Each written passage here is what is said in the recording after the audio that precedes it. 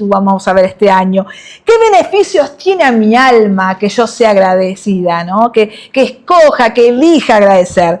La falta de gratitud se manifiesta en nerviosismo, en quejas, en resentimiento. El agradecimiento me rescata de mí misma y de mis emociones descontroladas, me mantiene a flote sobre la gracia de Dios y me impide hundirme en lo que de otra manera sería mi tendencia natural, a la duda, a la negatividad, al desaliento, a la ansiedad. Con el tiempo, elegir agradecer implica y trae gozo, pero no se consigue sin un esfuerzo e intencionalidad. Es una decisión que requiere de nosotras renovar constantemente nuestra mente en la verdad de la palabra de Dios y determinar que nuestro corazón se deleite en Dios y en sus dones, y así disciplinar nuestra lengua para decir palabras que reflejen bondad, que reflejen, y como nosotras vamos a elegir tener esas palabras, vamos a tener una disposición de agradecimiento y esa va a ser nuestra respuesta natural en la vida. Qué importante es el agradecimiento. En gran medida, el bienestar emocional, el bienestar mental y hasta el físico, también espiritual, por supuesto, así como la solidez y la estabilidad de las relaciones con los demás, se determinan por el grado de gratitud que yo tengo.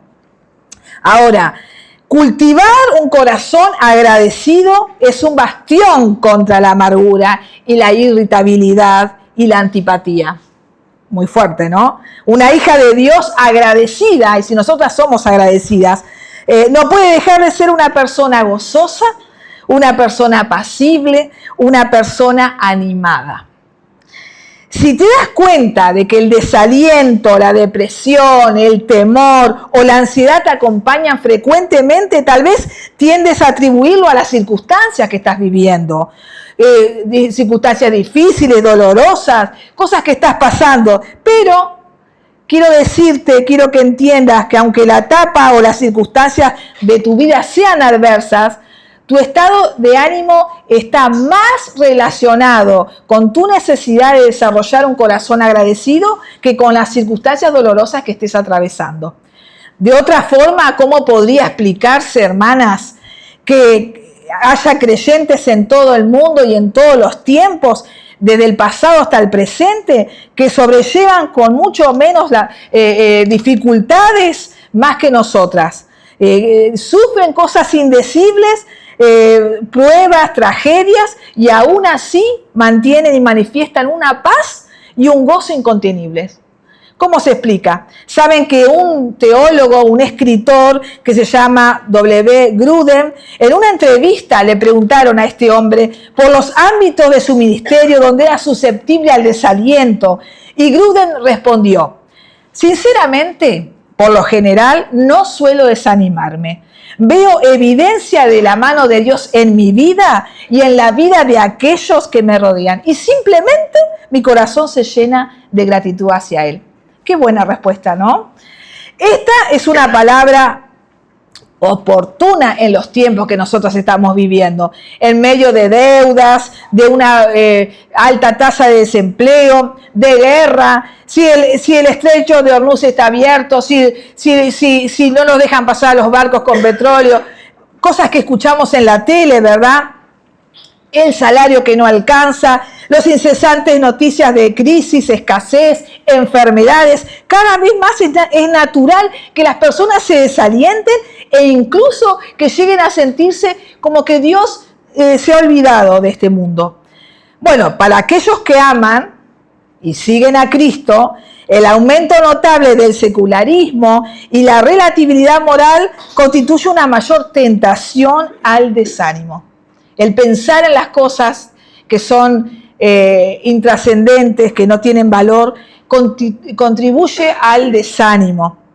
Ahora, estoy convencida, hermanas, que debemos cultivar la gracia y la disciplina espiritual de la gratitud si no queremos perder el equilibrio en estos días. Una clave importante para no dejarse abrumar por todo lo que sucede a nuestro alrededor es buscar evidencia de la mano de Dios en medio del caos, para que simplemente nuestro corazón se llene de gratitud hacia Él. Me llama mucho la atención la cantidad de veces que en las Escrituras particularmente, y ustedes coincidirán conmigo, en el libro de los Salmos, nos exhorta a dar gracias y a alabar y a cantar al Señor.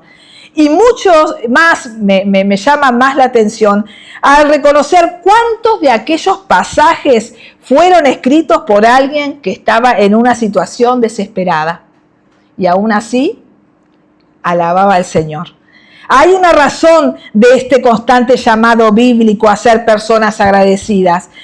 Esto nos muestra un secreto poderoso, pero que muy pocos conocen y que se pasa por alto en muchos estudios bíblicos que hablan de las virtudes cristianas. Como veremos, hermanas, este año, la gratitud no es simplemente una virtud secundaria en la vida cristiana, es vital ser agradecido y es transformacional. Creo que realmente un espíritu agradecido, enraizado en el fundamento de la bondad y la gracia de Dios, causará un efecto radical en nosotras, en la manera de ver y responder ante todo en la vida. Yo las invito a ir a Lucas 17, por favor.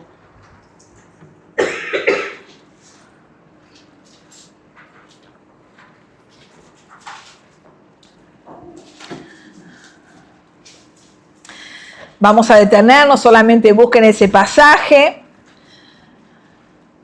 Vamos a tener una palabra de oración y vamos a seguir.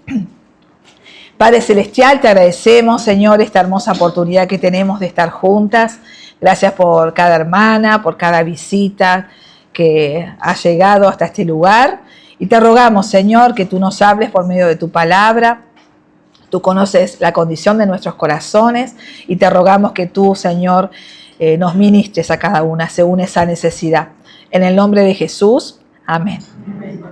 Muy bien, está bien, ahora lo vamos a leer. Yo les voy a decir que gracias se utiliza como una expresión externa hecha por una persona agradecida hacia aquellos que han inspirado agradecimiento. Es reconocer que se ha recibido un favor, ¿verdad? Gracias también es la expresión verbal de una persona que tiene gratitud.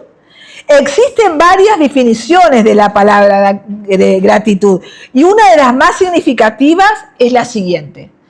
Gratitud es el estado del que aprecia los beneficios recibidos. Una actitud o demostración de aprecio es el sentimiento que tiene después de una palabra amable o de un hecho o una acción o un regalo, especialmente cuando no se esperaba o cuando no se merecía. Agradecer es corresponder a un cuidado a una atención recibida. Ahora, la gratitud en algunos diccionarios bíblicos dice que es un sentimiento de aprecio y agradecimiento por las bendiciones y beneficios que hemos recibido. Al cultivar una actitud de agradecimiento, seremos más felices y más fuertes espiritualmente. La palabra gratitud viene del término latino eratus, oratus, que significa libre, preparado, rápido, servicial, pronto. Alguien que está agradecido, entonces, tiene que ser, en santo sentido, se dice que alguien que está agradecido tiene un sano sentido de deuda, ¿verdad? Hacia aquellos que ha sido beneficiado. O sea, alguien hace algo conmigo y yo me siento endeudada con esa persona. Una persona agradecida es libre, está preparada, es rápida, es servicial, es pronta. ¿Para qué? Para mostrar aprecio para aquellos de quienes ha recibido ese beneficio. La gratitud es el sentimiento que experimenta una persona ante el reconocimiento de un favor o beneficio que recibió de alguien. Al sentir gratitud, inmediatamente siente la necesidad de corresponder de esa manera, ¿verdad? Muchas veces solo decimos gracias, ¿verdad?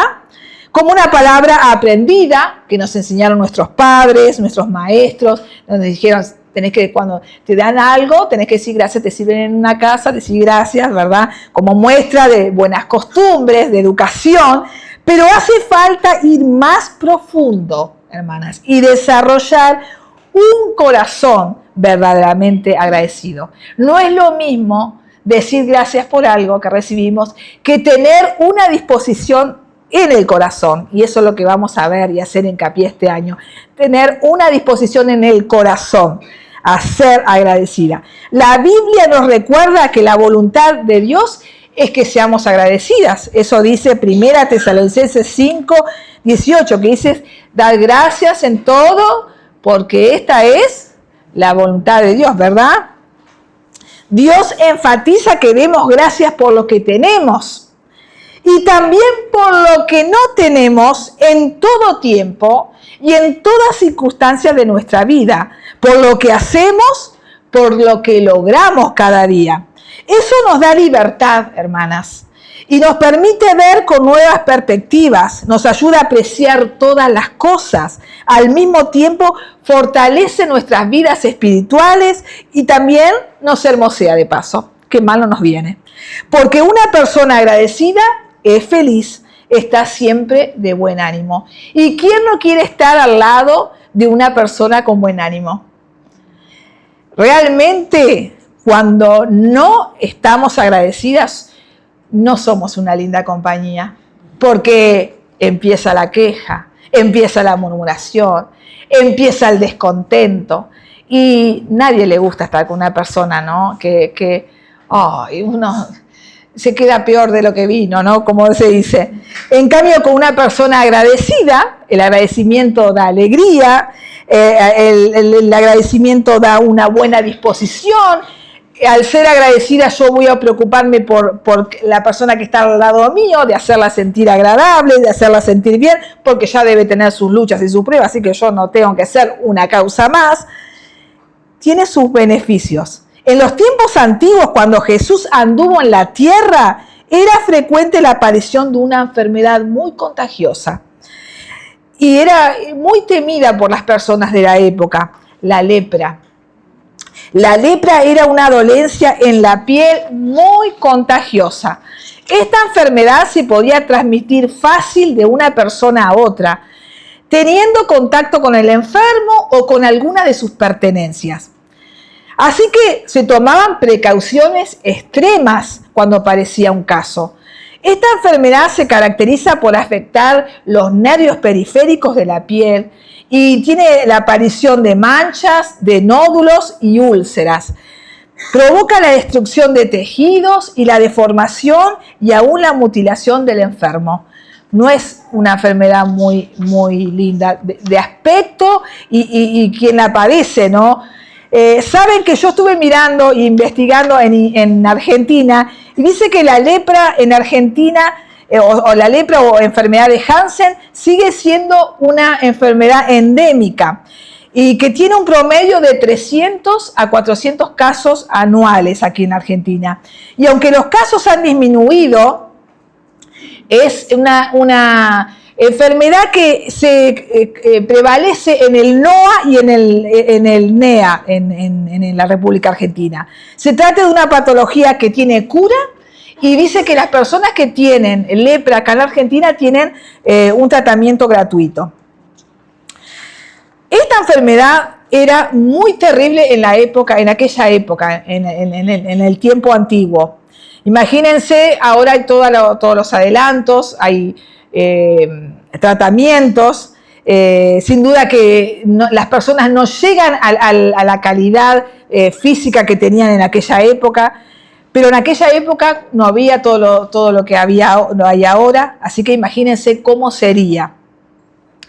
En la Biblia, la lepra representa el pecado y su horrible contaminación que lleva a la separación y al alejamiento de Dios y de otros. Una persona que padecía lepra en aquella época debía estar sometida a muchas limitaciones. Por ejemplo, tenían que abandonar su casa, su ciudad o la aldea donde vivían para no contaminar a las personas que tenían a su alrededor. Y mientras se trasladaban esas personas con lepra de un lado al otro, al acercarse a otros individuos debían gritar a gran voz, ¡inmundo! ¡Inmundo! Advirtiendo de su cercanía para que los demás se alejaran de ellos, ¿verdad? Si los síntomas de la enfermedad desaparecían, y en aquella época debían ir al sacerdote para que el sacerdote los examinara. Y si el sacerdote comprobaba la desaparición de los síntomas, luego de cumplir con cierto ritual, podría volver a su ciudad o a su aldea y también a su familia. En oportunidad, las personas contraían la enfermedad enviada por Dios como un instrumento de juicio por su desobediencia. Como vimos, por ejemplo, en el caso de María, la hermana de Moisés, ¿verdad? Que ella contrajo lepra porque ella murmuró y se rebeló contra la autoridad de Moisés. Y también Usías, el rey que intentó desempeñar una tarea que no le correspondía, también Dios como juicio le envió la lepra. Otras personas contraían la enfermedad sin tener como causa también el pecado, la culpa, no era siempre por eso, ¿verdad? Pero era un instrumento que Dios mostraba juicio. Ahora, vamos a ver rápidamente a un leproso agradecido. Al comienzo de su ministerio, Jesús sanó a un leproso que acudió a él. 3 de los 4 evangelios relatan esta curación. No vamos por tiempo a leer los 3 pasajes, pero en Mateo 8, del 1 al 4, Marcos 1, del 40 al 45 y Lucas 5, del 12 al 16, los distintos relatos evangélicos nos muestran y nos brindan detalles que nos ayudan a completar, a comprender el panorama completo.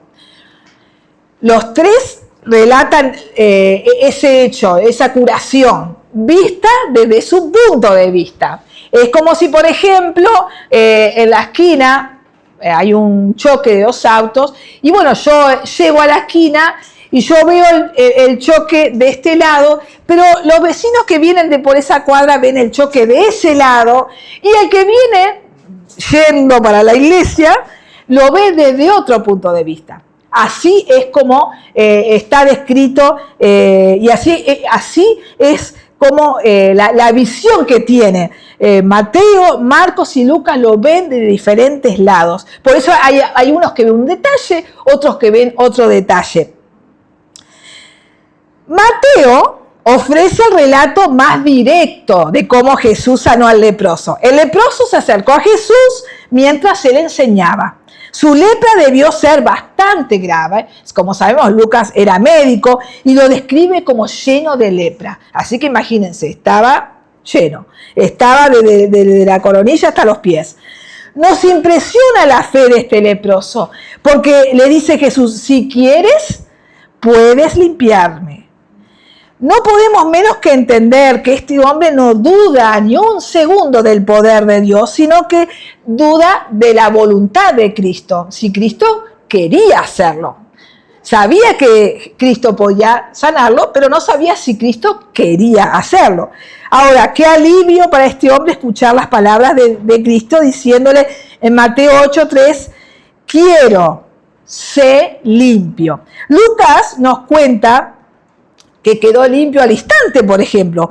En los evangelios Jesús suele sanar a la gente de inmediato. Marcos, por otro lado, relata que Jesús, conmovido por la compasión hacia el leproso, se acercó y lo tocó para sanarlo. Los leprosos eran considerados impuros y no debían ser tocados, por supuesto, porque se contagiaban aparte, ¿no? Pero no podía quedarse con su familia. Pero Jesús no temió tocar a este leproso, porque el Señor Jesús no podía ser contagiado. El Señor Jesús es Dios. Jesús también le dijo al leproso que fuera al sacerdote. al igual que en tiempos levíticos, donde el sacerdote examinaba a los leprosos para comprobar si estaban limpios, Jesús no se ponía a las tradiciones y a la ley. De hecho, el leproso puede ser sanado por Jesús y luego de su curación podría ir al sacerdote. El sacerdote solamente confirmaba su sanación, así como lo hace un médico. Vamos al médico, hacemos un tratamiento, volvemos, que el médico nos dice, bueno, cuando tome la pastilla, venga, y dice, va, ya está bien, ya está curado de lo que tenía. Otro relato de los evangelios nos dice que Jesús sanó a 10 leprosos. Y ahí las invito a leer Lucas 17, del 11 al 19. Lucas 17, del 11 al 19. Yendo Jesús a Jerusalén, dice el versículo 11, pasaba entre Samaria y Galilea.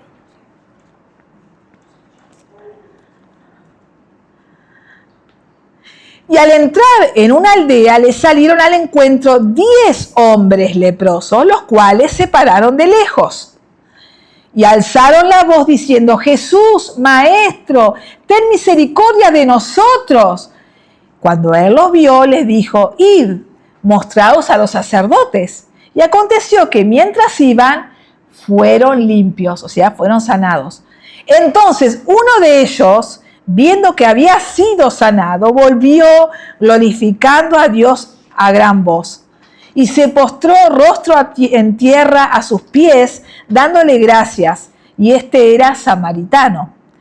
Respondiendo Jesús, ¿no son 10 los que fueron limpiados? ¿Y los 9 dónde están? ¿No hubo quien volviese y diese gloria a Dios, sino este extranjero? Y le dijo, levántate, vete, tu fe te ha salvado. Aquí vemos que los leprosos clamaron a gran voz. No dijeron, ay, por favor, no puede ser. No, estarían gritando desesperados, ¿verdad? Porque sabían y habían visto y oído del poder de Dios, de Jesús. Y ellos querían que lo salvara. Quizá esto ocurrió justo antes de que entrara a la ciudad. No sé si tiene algún significado que sean 10 leprosos. Da igual cuántas personas estén enfermas. Jesús puede curar a una o a muchas a la vez. Pero esta vez Jesús no toca a los leprosos. En cambio les dice que se presenten ante el sacerdote. Ahora, me pregunto si los 10 leprosos eran gentiles. Al menos el que regresó para agradecer a Jesús era samaritano. Y Galilea y Samaria tenían la mayor población gentil. Los 10 leprosos clamaron a Jesús con desesperación. Seguirían separados de sus familias, de la vida social, laboral, religiosa, si no eran sanados. Jesús tiene poder para sanar y no necesita tocarnos. ¡Qué bueno! Jesús, el Señor, tiene todo poder. Simplemente, aquí en este caso, Él dice que se presenten ante el sacerdote para ser examinados y confirmados. Y mientras se dirigen al sacerdote, quedan sanados. Increíble. Así es el poder de Dios. No lo podemos explicar, el poder. Es algo que el Señor hizo. Lo tenemos que creer por medio de la fe. Dios es poderoso para hacer, como dice su palabra, mucho más abundantemente de lo que pedimos o entendemos. Esto no se puede describir racionalmente, pero Jesús, el Señor, tiene todo poder. Si Él lo desea, Él lo puede hacer. Ahora, sin embargo, uno solo de los 10, al darse cuenta de que había sido sanado, regresó corriendo hacia Jesús y le dio gracias. Me gustaría pensar que cuando las personas son sanadas le dan gracias a Jesús y lo alaban por la maravilla en sus cuerpos. Pero solo para agradecerle a Jesús volvió, solo uno solo. Y aún tienen que presentarse ante el sacerdote aquí. Todos los 10 fueron purificados porque Dios es bueno con nosotros, incluso cuando no le estamos agradecidas. Jesús sanó a los 10 y solamente uno le agradeció. El Señor sabía que iba a venir uno solo, porque Él es Dios, Él sabe lo que va a pasar.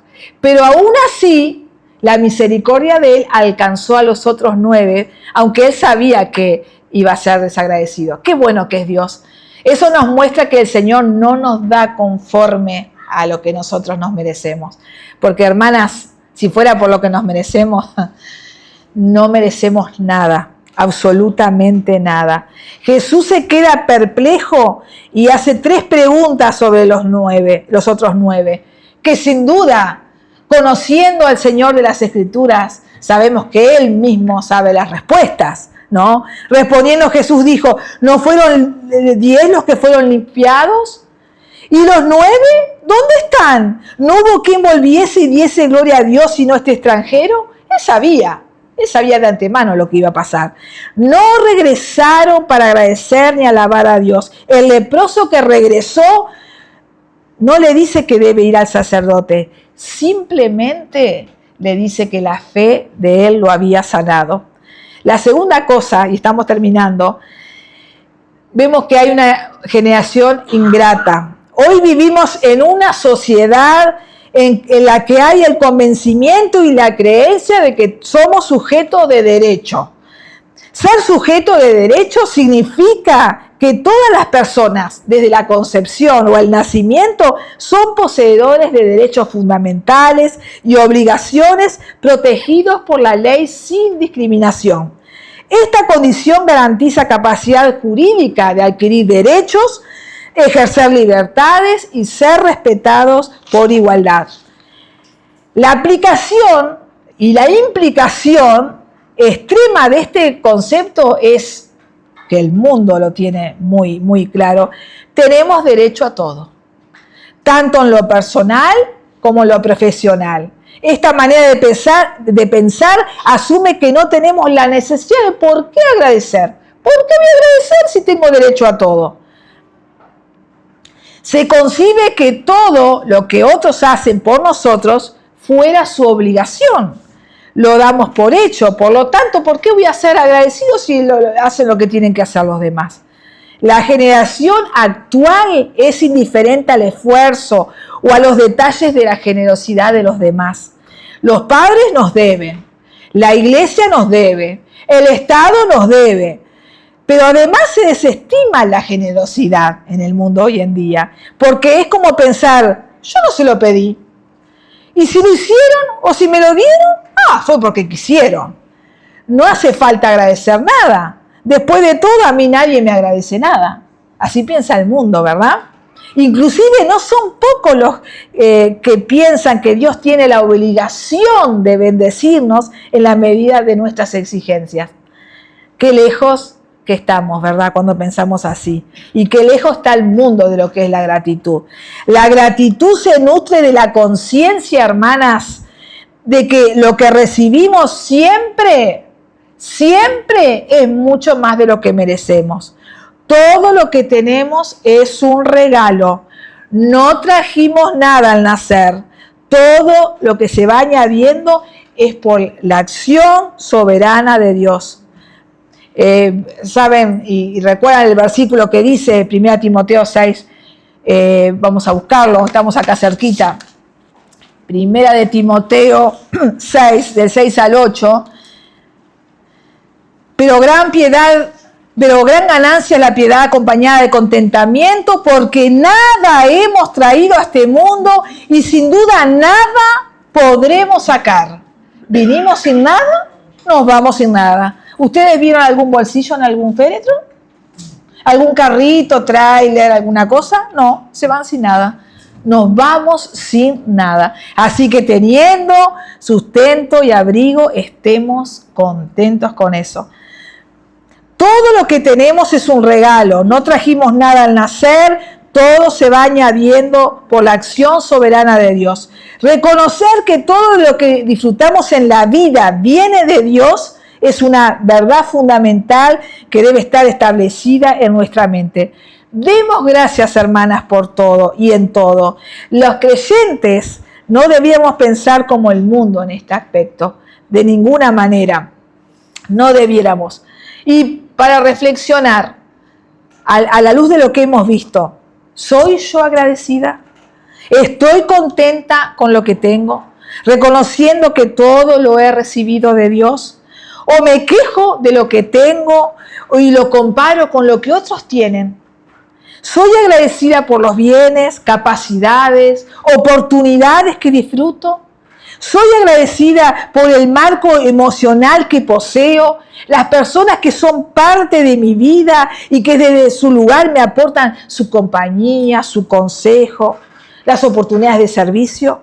¿Reconozco la bondad de otros al compartir conmigo lo que ellos tienen y han recibido de Dios?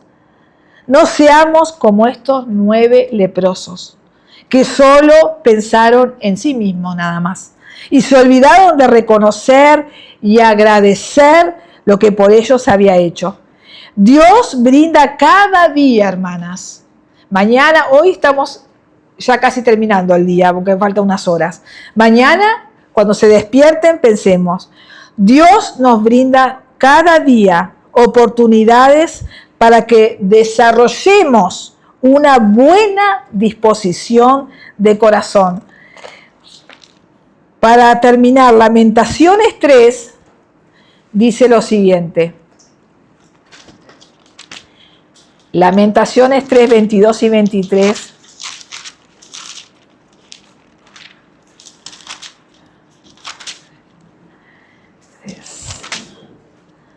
Por la misericordia de Jehová no hemos sido consumidos. Lo cantamos estos versículos. Porque nunca decayeron sus misericordias. Nuevas son cada mañana. Grande es tu fidelidad. Mi porción es Jehová, dijo mi alma. Por tanto, en él esperaré. Tengamos, hermanas, y cultivemos. Comencemos, si no lo estamos haciendo, a tener un corazón agradecido. Recordemos esta historia de los 10 leprosos.